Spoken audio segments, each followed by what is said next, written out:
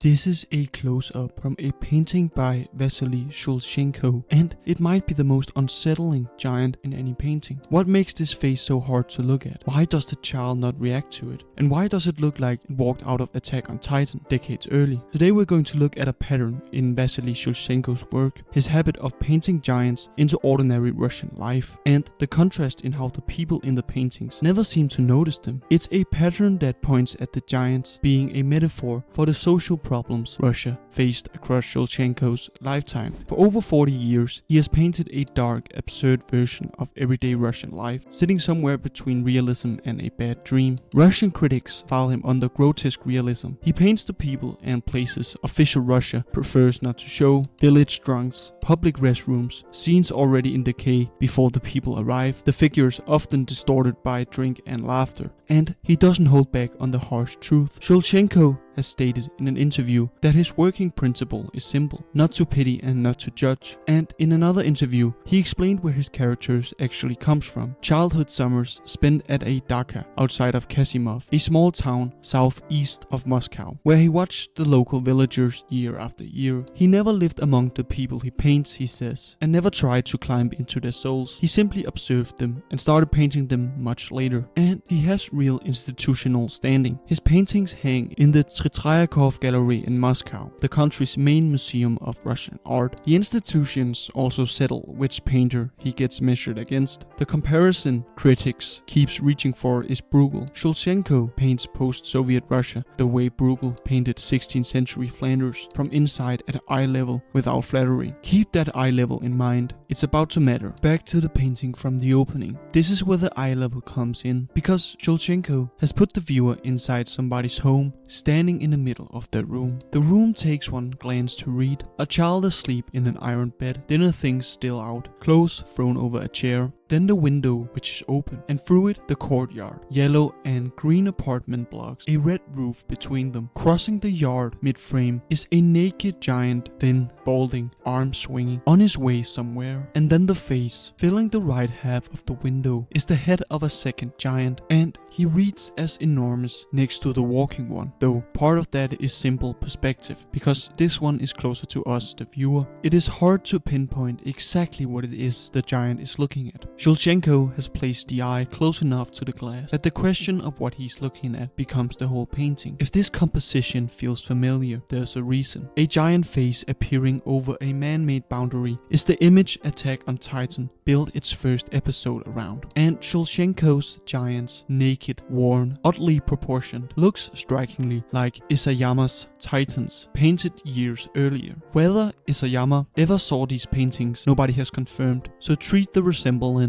as a question rather than a lineage. But the difference between the two is the point of this video. In Attack on Titan, the face over the wall is the end of the world, and everything that follows is people reacting to it. In this painting, the face is at the window, and the child doesn't seem to notice or care, which begs the question of why. Compositionally, the canvas is split in two, the room and the courtyard, with the window as the dividing line. Everything inside the line signals normality and routine. Everything outside of it is at the wrong scale and totally unexplainable. The two halves don't interact. The giants stay out while the routine carries on, and the only figure disturbed by the arrangement is us, the viewer. Or said in other words, the one who doesn't live here. A possible answer to the painting's weird contraption is the child itself. If the giants are a metaphor for social problems in Russia, like alcoholism or poverty, then this is a child growing up next to those problems. And a child exposed to social problems from a young age learns to live with it, or in other words, you don't lose sleep over what has always been outside your window. Shulzhenko has spoken about this reflex himself. In an interview, he described how differently his two audiences take his paintings. American viewers, he said, respond with pity, how much these people must endure, how hard the conditions they survive in are, while Russian viewers find the scenes unpleasant and would rather act as if they didn't exist. In other words, the people inside the painting treat the giants exactly the way Shulzhenko says his Russian audience treats his paintings. They refuse to look at the problem, and life carries on around it. The child sleeps because from inside this room, nothing unusual is happening. The second painting in this video leaves the city and scales the same idea up to a whole landscape.